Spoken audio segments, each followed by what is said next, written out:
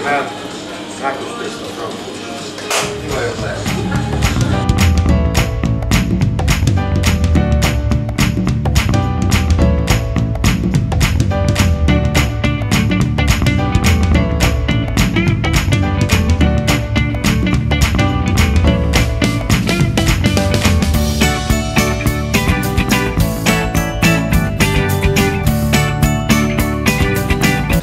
Napokban volt több olyan típusú próbálkozásunk, hogy közértve árulok, most egy kiváló kifőzdében próbáltam segíteni az itt dolgozóknak, és azt kell mondjam, hogy nagyon érdekes tapasztalatom volt.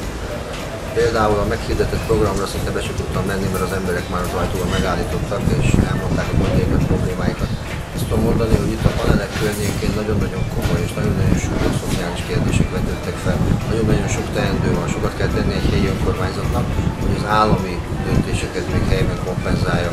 Van tehát teendő, van tehát feladat, de